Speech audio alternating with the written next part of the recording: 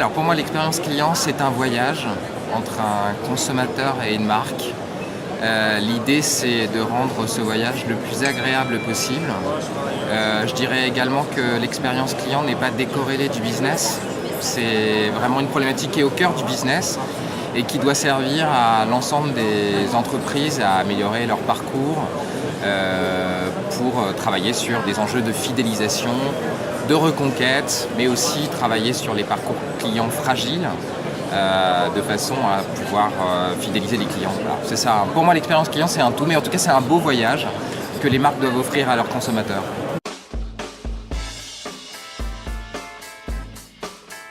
Je crois qu'ils attendent tout d'abord d'être reconnus. On travaille vraiment sur ce qu'on appelle l'ultra-personnalisation. On est convaincu que plus les parcours clients sont personnalisés, plus on s'adresse personnellement à une cible et plus on est satisfait de l'interaction qu'on peut avoir avec une marque. Donc je dirais que la clé, c'est l'ultra-personnalisation et ensuite c'est sortir sans doute du processus et travailler davantage sur l'émotion.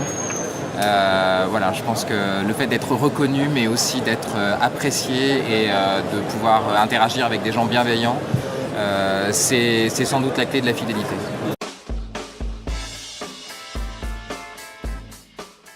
L'idée, c'est de construire en fait des parcours clients digitalisés pour permettre justement à la marque de se concentrer et de concentrer leurs collaborateurs, les conseillers de clientèle des centres de contact sur davantage d'interaction et davantage d'empathie. Voilà, soulager en fait les collaborateurs qui travaillent au contact des clients en permanence, au quotidien, de toute la recherche d'informations, de tous les parcours clients un peu répétitifs, de façon à pouvoir vraiment se concentrer sur les actes à plus forte valeur ajoutée.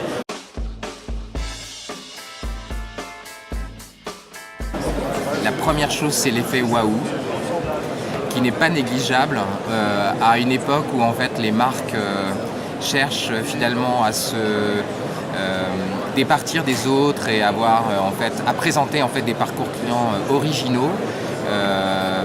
Le fait de recevoir via un SMS très simple une vidéo ultra personnalisée qui vous parle, qui est animée, où vous avez l'image et le son. Il y a un côté un peu étonnant et encore aujourd'hui certainement différenciant.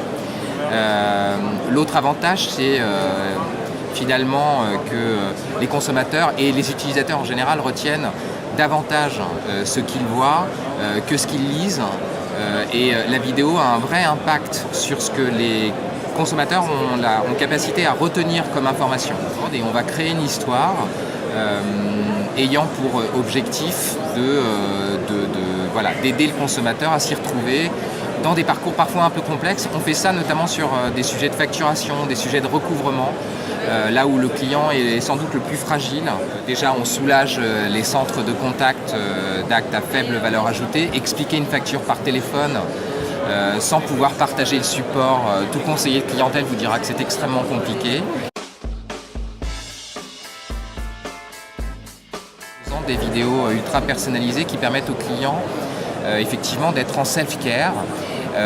L'intérêt, c'est qu'il peut revoir autant de fois qu'il souhaite la vidéo, qu'on appelle vidéo, mais qui est souvent une animation en HTML, qui n'est pas une vidéo, qui est extrêmement légère. Ça ne représente pas de poids techniquement parlant, donc elles sont vraiment envoyées à la volée d'une façon très, très facile.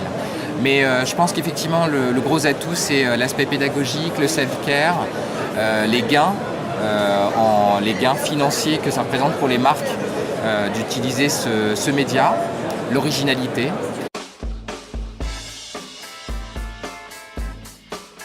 Les grandes tendances de l'expérience client, je pense que je l'ai déjà dit tout à l'heure, mais je pense que c'est l'ultra-personnalisation.